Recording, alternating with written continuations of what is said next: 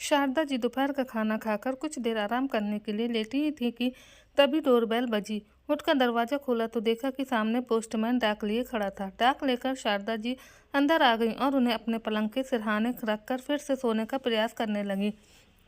पर एक बार नींद में खलल पड़ने के बाद वापस नींद आना इतना आसान नहीं था। वो 10-15 मिनट आंख बंद कर सोने का प्रयास करके फिर से उठकर बैठ गईं और पास रखी डाक उठाकर देखने लगीं। लिफाफा खोला तो एक कोने में प्रेषक के नाम पर अपने बेटे संजय का नाम देखकर आश्चर्य हुआ, क्योंकि संजय के मुंबई जाने के बाद आज पहली बार शारदा जी को उसका पत्र मिला था। इतने समय बाद बेटे को माँ की याद कैसे आई? इसी उत्सुकता से शारदा जी ने जल्दी से संजय का पत्र खोला तो संजय ने 2-4 औपचारिक वाक्य लिखने के बाद अपने पत्र लिखने के मूल उद्देश्य पर आते हुए लिखा था। माँ, आपको ये जानकर खुशी होगी कि मेरा बिजनेस आजकल अच्छा चल रहा है और मुझे लगता है कि आगे भी ऐसे ही चलता रहेगा। इसलिए मैं अपने बिजनेस को आगे बढ़ाने के लिए कुछ बड़ा करना चाहता हूँ। माँ, आप तो जानती हैं किसी भी मेट्रो सिटी में एक छोटी सी दुकान खरीदना भी कितना मुश्किल होता है। हालांकि मेरी कमाई अच्छी है पर मैं अपनी पूरी कमाई बिजनेस में ही लगा देता हूँ। इसलिए अब मुझे एक फैक्ट्री और खड़ी करनी है और उसके लिए मुझे अतिरिक्त आय की ज़रूरत पड़ेगी। तो क्यों ना हम अपना जयपुर वाला मकान बेचकर रकम की व्यवस्था करें। माना कि फ़िलहाल आप वहाँ रह रही हैं, लेकिन आपके बाद तो हम दोनों भाइयों का वहाँ जाकर बसने का कोई इरादा नहीं है। मैं इस विषय में सुनील भैया से बात कर चुका हूँ। उसने तो स्पष्ट कह दिया है कि उनकी भारत लौटने की कोई गुंजाइश नहीं है। वो अमेरिका में ही अच्छी तरह सेटल हो चुका है। उसको आपकी किसी प्रॉपर्टी में कोई रुचि नहीं है, इसलिए उसने अपना हिस्सा भी मेरे नाम कानूनी तौर पर कर दिया है। इस तरह सुनील भैया की ओर से तो हमें कोई प्रॉब्लम आने वाली नहीं है। अब बस सब कुछ आपको ही तय करना है। आप अकेली वहाँ रहकर क्या करेंगी? इससे बेहतर होगा कि आप हमारे पास ही शिफ्ट हो जाएं। वैसे भी आजकल आपकी तबीयत ठीक नहीं रहती। ऐसी हालत में आपका वहाँ अकेले रहना ठीक नहीं है। पिछली बार पापा के निधन के समय मैं वहाँ आया था तो मेरी आपने पड़ोसी गुप्ता अंकल से इस संबंध में बात हुई थी। वो अपने मकान को खरीदने में काफ़ी इंटरेस्टेड लगे। वो इसके लिए अच्छी कीमत देने को भी तैयार हैं। पर ये मकान आपके नाम है, इसलिए सारे डॉक्यूमेंट पर आपके हस्ताक्षर होने हैं। मैंने मुंबई में ही सारे डॉक्यूमेंट तैयार करवा लिए हैं, जिनको इस पत्र के साथ आपको भेज रहा हूँ। आप जहाँ जहाँ निशान लगे हैं वहाँ वहाँ हस्ताक्षर कर मुझे सारे पेपर वापस भेज दीजिए। मुझे पूरा विश्वास है कि आप इस संबंध में कोई देरी नहीं करेंगी और अपने हस्ताक्षर करके पेपर से भेज देंगी। शेष कुशल, आपका संजय। संजय का पत्र पढ़कर शारदा जी हैरान हो गई। कभी पत्र को देख रही थी तो कभी उसके डॉक्यूमेंट को। बिना उनकी सलाह मशवरा की अपनी ओर से तो संजय ने सब कुछ तय कर डाला था। गनीमत थी कि मकान उनके नाम था, वरना वो तो शायद मकान का सौदा भी अपने आप करके उनको बस सूचना दे देता। संजय को अपनी माँ के अकेलेपन और उनके स्वास्थ्य की चिंता बस अभी होने लगी थी, वरना पिछले वर्षों में शारदा जी कितनी बार उसको अपने साथ ले जाने का आग्रह कर चुकी थी, पर हर बार वो कोई न कोई बहाना बनाकर बात को टाल जाता था। संजय का पत्र खोलने से पहले शारदा जी के दिल में जो सुखद उत्साह था वो काफूर हो गया था। मन में एक अजीब सी उलझन चल रही थी। सोचने लगी कि आजकल की पीढ़ी कितनी व्यक्तिपरक और आत्म केंद्रित हो गई है। सविता भी उसकी ही बहन है, पर संजय ने उनकी संपत्ति में उसकी हिस्सेदारी को शायद जानबूझकर अनदेखा कर दिया। संजय का पत्र पढ़ने के बाद उन्होंने जब दूसरा पत्र उठाया तो उस पर लिखित अपनी बेटी सविता की हस्तलिपि को पहचानने में शारदा जी ने बिल्कुल देरी नहीं की। वैसे भी सविता से तो उनका पत्राचार चलता ही रहता था। सविता ने क्या लिखा होगा, इस उत्सुकता से शारदा जी ने उसका पत्र भी खोला तो सविता ने लिखा था, माँ, इस बार मेरे पत्र देने में कुछ देरी हो गई, इसलिए क्षमा करें। आप तो जानती हैं कि नए नए अस्पताल को जमाने की व्यवस्था में समय कब निकल जाता है, कुछ पता ही नहीं चलता।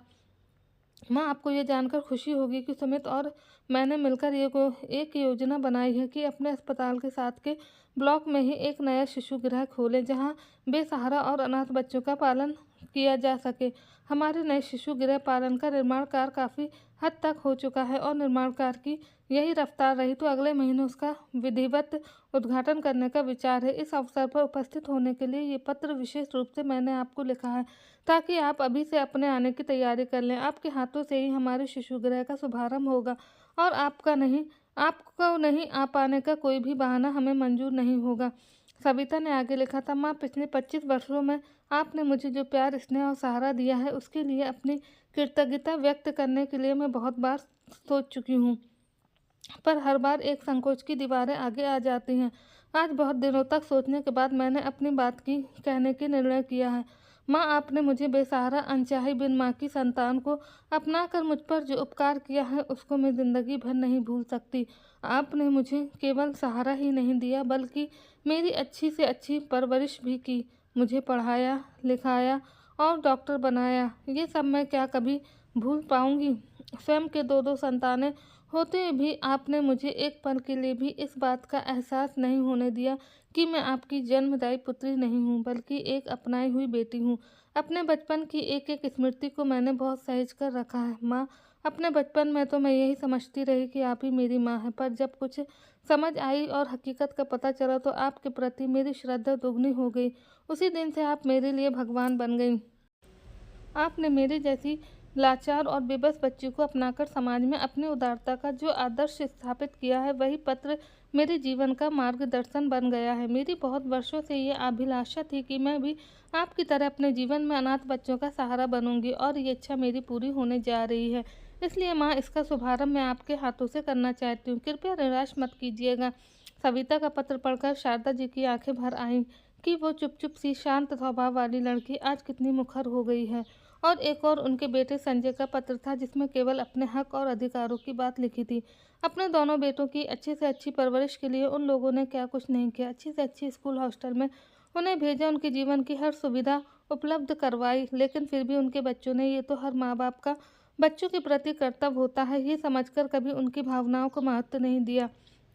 दूसरी ओर सविता का पत्र था, जो पत्र के हर शब्द में उनके प्रति उसकी श्रद्धा और आदर्श के भाव थे। सविता ने उनको इतना सम्मान दिया था कि उसके पत्र को पढ़कर एक बार तो संजय के पत्र से मिली व्यथा और पीड़ा को शारदा जी भूल ही गईं और अपने अतीत के गलियारों में घूमने लगीं कि पिछले कुछ वर्षों में जीवन में कितना कुछ घट गया है। सविता का आगमन उनके जीवन में अप्रत्याशित रूप से हुआ था। उन दिनों शारदा जी सरकारी अस्पताल में महिला रोग चिकित्सक के रूप में कार्यरत थी। उन्हीं दिनों में उनकी सहेली सुमित्रा उनके संपर्क में आई। बचपन में सुमित्रा और शारदा जी एक ही मोहल्ले में रहने के कारण एक दूसरे से खूब पढ़ती थी। बस अंतर इतना था कि सुमित्रा को उसके घर वालों ने पढ़ाया लिखाया नहीं था। लड़की है, लड़कियों को कौन पढ़ाता है बोलकर बस घर के काम में व्यस्त रखते थे। वहीं शारदा जी के पिता एक मल्टीनेशनल कंपनी में कार्यरत थे, इसलिए उन्होंने अपने दोनों बच्चों को उच्च शिक्षा दिलाई थी।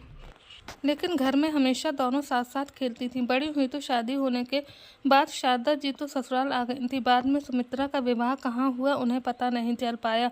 उस दिन कई वर्षों के बाद अचानक एक मरीज के रूप में सुमित्रा जब शारदा जी के सामने आई तो एक बार तो वह उसे पहचान भी नहीं पाई। वो सुंदर नाजुक सी लड़की पिछले 10 वर्षों में कितनी कमज़ोर हो गई थी। सुमित्रा ने भी शायद उम्मीद नहीं की थी कि उसकी जांच करने वाली डॉक्टर उसकी सहेली शारदा ही कुछ मिलेगी। कुछ क्षणों के लिए दोनों ही एक दूसरे को पहचानने का प्रयास करते रहीं। फिर दोनों ने ही एक साथ एक दूसरे का नाम लिया तो दोनों के चेहरे खिल उठे। दोनों एक दूसरे से बहुत देर तक गले से मिलती रहीं। उस समय सुमित्रा को 5वां महीना चल रहा था। वो बहुत कमज़ोर लग रही थी। सुमित्रा से ही पता चला कि पिछले 5 वर्षों में 2 कन्याओं को जन्म देने के अलावा उसका एक बार पाँव फिसलकर गिर जाने की वजह से अबॉर्शन हो चुका है। इतने कम अंतराल पर वो एक बार फिर से गर्भवती हो गई थी। सुमित्रा के चेहरे की घबराहट देखकर शारदा जी ने जब उसकी परेशानी का कारण पूछा तो उसने बताया कि 2 बेटियों को जन्म देने के कारण उसके पति और सास उस पर बहुत जुल्म ढा रहे हैं।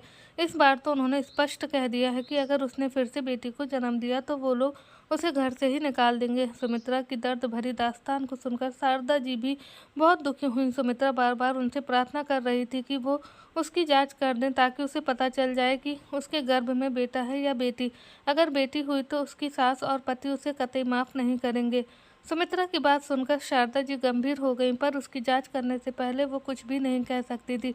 जांच करने पर पता चला कि गर्भ में बेटी है तो सुमित्रा बार बार एक ही रट लगाए जा रही थी कि वो उसका अबॉर्शन कर दे। तो शारदा जी ने उसको समझाना चाहा कि वो उसका गर्भपात नहीं कर सकती। जब बेटी पैदा होगी तब उसकी सास और पति अगर दबाव डालेंगे तो उस वक्त देखा जाएगा, लेकिन अभी उसका गर्भपात करना उसके लिए जानलेवा हो सकता है। शारदा जी की बात सुनकर वो थोड़ी सहज हुई और उनसे दवाई लेकर अपने घर चली गई। उसके बाद सुमित्रा समय समय पर उनके पास जांच के लिए आती रही। सुमित्रा से धीरे धीरे उसकी पारिवारिक परिस्थितियों की जानकारी मिलती रही। सुमित्रा ने बताया कि उसके पति घर में अकेले कमाने वाले हैं, उन पर अपनी माँ तथा 2 कुंवारी बहनों की पहले से ही जिम्मेदारी है। जब उसकी भी 2 लड़कियां हो गईं तो उसकी सास और पति बहुत बौखला गए थे। अपनी सारी नाराज़गी वे सुमित्रा पर निकालते रहते। इसी कारण वो अपनी तीसरी बेटी पैदा नहीं करना चाहती थी। खैर, जैसे जैसे प्रसव का समय नज़दीक आ रहा था, सुमित्रा के मन में डर और शंकाओं के बादल गहराते जा रहे थे। ऑपरेशन थिएटर में भी सुमित्रा बार बार याचना कर रही थी, दीदी, यदि ऑपरेशन के दौरान मेरी मौत हो जाए तो आप कृपया करके मेरी बेटी मेरे घर वालों को नहीं सौंपना। मैं नहीं चाहती कि मेरी पहली 2 बेटियों की तरह इसको भी जन्म लेते ही अपमान और उपेक्षा झेलनी पड़े। आपके पास तो ऐसे बहुत से निसंतान दंपत्ति आते होंगे जिनके अपने बच्चे न होने के कारण वे दूसरों के बच्चों को गोद लेना चाहते हैं। आप कृपया ऐसे ही ज़रूरतमंद दंपत्ति को मेरी बच्ची सौंप दें, जहां उसके आगमन का सदैव स्वागत किया जाएगा। कहते कहते सुमित्रा रो पड़ी थी। सुमित्रा की बात को सुनकर शारदा जी की भी आंखें भर आई थी। उन्होंने उसे आश्वस्त किया कि तुम किसी प्रकार का तनाव मत रखो, तुम्हें कुछ नहीं होगा। फिर भी मैं तुम्हें वादा करती हूँ कि तुम्हारी बेटी को हर तरह से मैं हिफाजत करूँगी, और जब तक कोई सुयोग परिवार उसे अपने लिए नहीं मिलेगा तब तक तुम्हारी बेटी को मैं स्वयं अपने पास रखूँगी। उनके आश्वासन मिलने के बाद सुमित्रा भी थोड़ी निश्चिंत सी होकर बोली, दीदी, मैं जीवन भर तनाव मुक्त और निश्चित होकर जी तो नहीं पाई, पर आज आपकी बात सुनकर शांति से मर जरूर सकूंगी। ऑपरेशन के दौरान अचानक उसका ब्लड प्रेशर बहुत बढ़ जाने के कारण उसकी स्थिति गंभीर हो गई थी। हर संभव प्रयास करने पर भी शारदा जी उसको तो नहीं बचा पाई, पर हाँ, उसकी बेटी ज़रूर सही सलामत पैदा हो गई। ऑपरेशन के थिएटर से वो बहुत दुखी मन से जब बाहर निकली तो सुमित्रा की सास ने सुमित्रा के स्वास्थ्य के बारे में पूछने की बजाय पहला प्रश्न ये किया, क्यों डॉक्टर साहब, इस बार तो मेरे पोता ही हुआ है ना? तो शारदा जी ने इनकार करते हुए जब उसे सुमित्रा की मृत्यु और उसके पुत्री होने की सूचना दी तो वो अपना सिर पीटते हुए बोल पड़ी, हे भगवान, हमारे तो कर्म ही फूट गए हैं। अरे मेरे बेटे का क्या होगा? इस महंगाई के ज़माने में वो कैसे अपनी 2 बहनों और 3-3 बेटियों का बोझ उठाएगा? फिर सुमित्रा को कोसते हुए बोली, वो अभागी स्वयं तो चली गई, पर जाते जाते ये नई मुसीबत हमारे गले मड़ गई। अच्छा होता भगवान उसके साथ साथ इसे भी उठा लेता। सुमित्रा का पति चुपचाप खड़ा अपनी माँ की अनगिनत बातें सुनता रहा। उसमें तो इतनी भी हिम्मत नहीं थी कि वो अपनी माँ के प्रलाप को रोक पाता, बल्कि उसके चेहरे के भावों से तो यही लग रहा था कि वो भी अपनी माँ की बात से सहमत था। उसको देखकर लग रहा था कि उसे अपनी पत्नी की मौत का भी कोई खास दुख नहीं हुआ। उन लोगों के रूप को देखकर शारदा जी को विश्वास हो गया कि सुमित्रा ने ठीक ही कहा था कि उसकी सास और पति कितने निर्दयी लोग हैं। वास्तव में उसकी बेटी को इन क्रूर हाथों में सौंपना उचित नहीं है, पर इसके लिए उसके पति की स्वीकृति लेने भी ज़रूरी थी। शारदा जी ने जब सुमित्रा की अंतिम इच्छा के विषय में उन्हें बताया तो उनकी तो जैसे मुंह मांगी मुरादी पूरी हो गई थी। सुमित्रा का पति 2-4 मिनट अपनी माँ से सलाह मशवरा करने के बाद तुरंत बोला, डॉक्टर साहब, यदि सुमित्रा की भी अंतिम इच्छा यही थी कि इस बच्चे को किसी सुपात्र को गोद दे दिया जाए तो मुझे कोई ऐतराज़ नहीं है। मैं उसकी अंतिम इच्छा का अनादर नहीं करूँगा, बस यही समझकर संतोष कर लूँगा कि सुमित्रा के साथ साथ बच्ची भी जन्म लेते ही हमसे बिछड़ गई। मैं तो पहले से ही अपनी 2 बहनें और 2 बेटियों की जिम्मेदारियां उठाते उठाते परेशान हो गया हूँ। अब फिर एक बेटी का अतिरिक्त बोझ मैं नहीं उठा पाऊँगा। इससे तो बेहतर होगा कि इसे किसी सुयोग्य हाथों में सौंप दें, ताकि उसका भविष्य तो संवर जाएगा। सुमित्रा के पति की बात सुनकर शारदा जी भी गंभीर हो गई। हालांकि जानबूझकर अपनी संतान को त्यागने का निर्णय अनुचित जरूर था, पर उसके घर की परिस्थितियों को जानने के बाद वह उसके पति के प्रति कुछ नरम हो गई। सुमित्रा के पति से अपनी बच्ची से सारे संपर्क तोड़ने के कानूनी औपचारिकता को पूरा करने के बाद शारदा जी ने उन लोगों को अस्पताल से जाने की स्वीकृति दे दी। सुमित्रा की बच्ची देखने में बहुत ही प्यारी और सुंदर थी, पर पर्याप्त पोषण न मिलने के कारण कमज़ोर थी, इसलिए कुछ समय उसे नर्सरी में रखने का तय किया ताकि उसकी उचित सार संभाल हो पाए। घर आने के बाद भी शारदा जी का मन किसी काम में नहीं लग रहा था। बार बार सुमित्रा और नवजात बच्ची की छवि उनकी आंखों के सामने घूम रही थी। जब तक बच्ची को किसी सुयोग हाथों में नहीं सौंप देती तब तक वो स्वयं भी निश्चिंत नहीं हो सकती थी। शारदा जी के पति ने उन्हें विचार मग्न देखकर 1-2 बार टोका भी, पर शारदा जी ने अस्पताल की कोई प्रॉब्लम कहकर बात टाल दी। दूसरे दिन वह अस्पताल गईं तो पहले ही उनके कदम उस नन्ही बच्ची को देखने नर्सरी की ओर उठ गए। शारदा जी को बच्ची के पास देखकर नर्सरी की कई नर्सें बच्ची के पालने के इर्द गिर्द इकट्ठी हो गईं और सभी एक स्वर में बोली, मैडम, कितनी प्यारी और सुंदर बच्ची है ना, इसको तो कोई भी अपना लेगा। उसी समय बच्ची रोने लगी। उसको रोते देखकर शहर ही शारदा जी का हृदय तड़प उठा। उन्होंने झट से उसको गोद में लेकर अपने सीने से लगा लिया। उस नन्ही जान को भी शायद उनके हृदय से लगकर माँ के स्पर्श का एहसास हुआ। तभी वो उनकी गोद में जाते ही एकदम से चुप हो गई।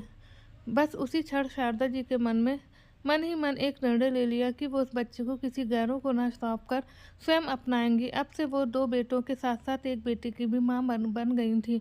ये एहसास उन्हें अंदर तक सुकून पहुंचा गया था। अपने बड़े बेटे के बाद उन्होंने ईश्वर से बहुत मन्नत मांगी थी कि अगली बार उन्हें एक बेटी जरूर दे। उस समय तो उनकी कामना पूरी नहीं हुई, पर आज अनायास ही ईश्वर ने उनकी ये कामना भी पूरी कर दी। इस प्रकार सविता का शारदा जी के जीवन में आगमन हुआ था। सविता को अपनाने के उनके फैसले से शुरू में तो शारदा जी के पति भी विशेष सहमत नहीं थे। उन्होंने उनको समझाना भी चाहा, शारदा अब संजय और सुनील भी बड़े हो गए हैं, मुझे नहीं लगता कि तुम्हारे इस फैसले को बच्चे सहज ही स्वीकार कर लेंगे। इतने वर्षों के बाद हमारे प्यार और दुलार की वो किसी तीसरे बच्चे के साथ आसानी से शेयर नहीं कर पाएंगे। फिर मुझे भी ये सही नहीं लगा कि तुम इतनी व्यस्तता और इस उम्र में फिर से एक नवजात शिशु का पालन पोषण ठीक से कर पाओगी। वैसे भी अस्पताल और घर गृहस्थी की जिम्मेदारी से तो तुम्हें समय नहीं मिलता। ऐसे में इस बच्ची को अपनाने का निर्णय मुझे भी ठीक नहीं लगा। तो शारदा जी ने अपने पति को सविता की सारी परिस्थितियां बताई तो उन्हें भी झुकना ही पड़ा, पर मन में अभी भी एक बेचैनी हो रही थी कि अपने पति को तो उन्होंने किसी तरह मना लिया, पर संजय और सुनील की इस विषय में क्या प्रतिक्रिया होगी, क्योंकि दोनों बच्चे उस समय उन लोगों से दूर हॉस्टल में पढ़ रहे थे। खैर, सविता के आने से उन्हें जीवन में एक नया मकसद मिल गया था। हालांकि उसकी परवरिश में शुरू में उन्हें कुछ कठिनाइयां आईं। संजय और सुनील को बड़ा करने के बाद छोटे बच्चों की परवरिश की आदत ही छूट गई थी। फिर से सूसू पॉटी से लेकर रातों को जगाने का सिलसिला एक बार शुरू हो गया, पर थोड़े दिनों में अपनी नई जिम्मेदारियों की उन्हें आदत भी पड़ गई। जब गर्मी की छुट्टियों में संजय और सुनील घर आए तो सविता को देखकर शुरू में तो वो भी बहुत खुश हुए। वो उसके साथ खेलते, कभी उसको दूध पिलाने की कोशिश करते तो कभी कुछ, पर कुछ दिनों बाद ही उन्हें जब लगने लगा कि उनकी मम्मी सारा समय सविता की देखभाल में ही व्यतीत कर देती हैं तो उन्हें सविता की उपस्थिति खटकने लगी। एक बार तो नाराज़ होकर उन्होंने कह भी दिया, मम्मी आप सारा समय या तो अपने हॉस्पिटल में व्यस्त रहती हो या घर पर सविता की देखरेख में लगी रहती हो। हम इतने दिनों बाद हॉस्टल से आए हैं तो भी आपके पास हमारे लिए समय नहीं रहता। आप इसको जहाँ लेकर आई हो वहीं वापस छोड़ आ जाओ। बच्चों की झुंझलाहट नाराज़गी को दूर करने का वो हर संभव प्रयास करती, पर एक बात उन्होंने बच्चों की समझ स्पष्ट कर दी कि सविता उनकी बेटी है और अब हमारा घर ही उसका घर है, इसलिए उसे वापस भेजने का तो सवाल ही नहीं उठता।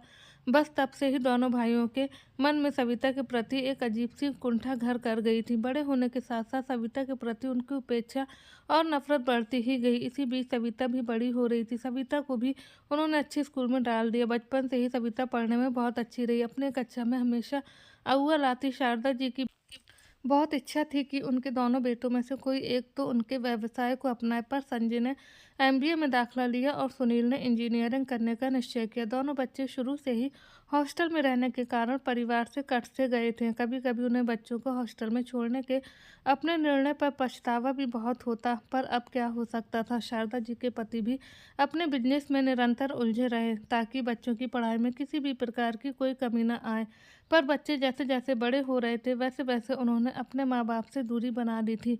एमबीए करने के बाद सुनील को किसी मल्टीनेशनल कंपनी में बहुत अच्छी नौकरी मिल गई थी, इसलिए कुछ समय बाद ही वो अमेरिका चला गया और एक बार विदेश जाने के बाद तो वो वहीं का होकर रह गया। वहीं उसने अपनी पसंद की लड़की से शादी भी कर ली। शादी करने के बाद उन लोगों को अपनी शादी की फ़ोटो भेजकर अपने फैसले की सिर्फ सूचना दी थी। संजय ने भी इंजीनियरिंग करने के बाद मुंबई में ही कुछ समय किसी बड़ी कंपनी में प्रशिक्षण लिया और फिर अपनी फैक्ट्री लगा ली थी। उसने भी वही अपनी पसंद की लड़की से शादी करके वहीं बसने का फैसला कर लिया। सविता ने मेडिकल में प्रवेश लेकर उनकी इच्छा को पूरा करने का फैसला लिया था। एमबीबीएस करने के बाद वो गायनेकोलॉजिस्ट में एमएस कर रही थी कि उन्हीं दिनों अचानक शारदा जी के पति राम सिंह जी को हृदय का दौरा पड़ा। अचानक ही उनकी स्थिति गंभीर हो गई। उन्हें तुरंत अस्पताल में भर्ती कराया। दोनों लड़कों को सूचना दी तो बड़े बेटे सुनील ने तो किसी जरूरी काम में व्यस्त होने के कारण आने में असमर्थता प्रकट की। हाँ, छोटा बेटा संजय जरूर उपस्थित हुआ, पर वो भी 1-2 घंटे रहने के बाद आवश्यक काम का आ जाने से वापस मुंबई चला गया। उन दिनों सविता ने जी जान एक कर दिया था। डॉक्टरों को बुलाने, दवाइयों की व्यवस्था करने के साथ उनमें उन्हें भी हिम्मत बंधाती थी। सविता की सेवा ने शारदा जी के पति राम सिंह जी का मन भी जीत लिया था। उन्होंने अपने अंतिम समय में उनका हाथ थामते हुए यही कहा, शारदा, सविता ने मेरी जो सेवा की है वो मेरे बेटे भी नहीं कर पाए। सुनील के लिए तो अपने मरते हुए बाप से भी ज़्यादा महत्वपूर्ण उसका काम है। संजय औपचारिकता निभाने आया भी तो काम का बहाना बनाकर 2-3 घंटे में वापस चला गया। कभी कभी मुझे ये सोचकर ही बहुत घबराहट होती है कि यदि सविता हमारे पास नहीं होती तो हमारी क्या दशा होती। अब जाते जाते मैं इस बात से तो निश्चिंत हूँ कि भले ही हमारे बेटों के पास हमारे लिए समय नहीं है, पर हमारी बेटी तो सुख दुख में सदैव हमारे साथ रही है। वास्तव में सविता को अपनाने का तुम्हारा निर्णय बहुत सही रहा। कहते कहते उन्होंने अपना दम तोड़ दिया। शारदा जी पर तो जैसे दुखों का पहाड़ी टूट पड़ा था, लेकिन सविता उन्हें हर वक्त साहस दिलाने का प्रयत्न करती रहती। अपने पिता को याद कर रोती तो सविता भी बहुत थी, पर उसे इस बात का बहुत बड़ा संतोष था कि अपने अंतिम दिनों में पापा ने भी उसे अपना लिया था। अपने पति के जाने के बाद शारदा जी अंदर तक टूट चुकी थी, इसलिए उन्होंने अस्पताल से भी अवकाश ले लिया। अपने जीवन का अंतिम समय उन्होंने कल्याणकारी कार्यों में समर्पित करने का फैसला ले लिया। सविता उनका बराबर ध्यान रखती थी। 2 साल बाद सविता के एमएस करने के बाद शारदा जी ने उसकी शादी उसके सहपाठी सुमित से करा दी और वो भी मुंबई चली गई। सविता की शादी पर उन्होंने अपने दोनों बेटों को बुलावा दिया, पर दोनों ने सविता को मन से कभी अपनी बहन माना ही नहीं था, इसलिए उनका शादी में शामिल न होना उन्हें कोई आश्चर्य की बात नहीं लगी। सविता मुंबई जाने के बाद भी जब भी मौका मिलता महीने 2 महीने में शारदा जी को संभालने का एक चक्कर जरूर लगा लेती थी। बस जीवन इसी गति से चल रहा था, पर आज अचानक मिले संजय और सविता के पत्रों ने शारदा जी के जीवन में फिर से एक हलचल मचा दी थी। दोनों ही पत्र मुंबई से आए थे, पर दोनों को लिखने के पीछे उद्देश्य बहुत अलग थे। वो सोच रही थी कि रिश्तों के भी कितने रंग होते हैं। संजय और सुनील को तो उन्होंने जन्म दिया था, उनसे तो उनका खून का रिश्ता था। फिर दोनों बच्चों ने इस रिश्ते को कभी भी विशेष महत्व नहीं दिया, जबकि सविता से तो उनका कोई रक्त संबंध नहीं था, फिर भी वो उनके हृदय के कितने नज़दीक थी। सविता के व्यवहार में उनके प्रति श्रद्धा और सम्मान था। वो सोच रही थी कि लोग कहते हैं खून का रिश्ता ही सब कुछ होता है, पर उन्हें तो लगता है कि मन के रिश्ते में बड़ा कोई रिश्ता नहीं होता। इसलिए उन्होंने अपने बेटे के पत्र में लिखा कि माफ़ी चाहती हूँ बेटा, लेकिन तुम दोनों भाइयों के लिए तुम्हारे माँ बाप कोई मायने नहीं रखते, क्योंकि अपने पिता के अंतिम क्षणों में भी तुम दोनों भाइयों के पास अपने पिता के लिए समय नहीं था, तो आज उनकी जायदाद पर भी आपका कोई हक नहीं है। इसलिए मेरे मरने के बाद मेरी पूरी प्रॉपर्टी मेरी बेटी सविता की होगी, क्योंकि वही अपने पिता के अंतिम क्षणों में उनके पास खड़ी थी और आज के दिन वही है जो मेरा बहुत ख्याल रखती है। इसलिए मेरी प्रॉपर्टी को हड़पने की कोशिश कभी मत करना। आपकी माँ शारदा। पत्र लिखकर शारदा जी ने वापस संजय के पास भेज दिया और अपनी बेटी सविता के पास जाने की तैयारी करने लगी। तो दोस्तों, शारदा जी ने अपने बेटे की बात न मानकर सही किया या गलत, अपनी राय जरूर दीजिएगा।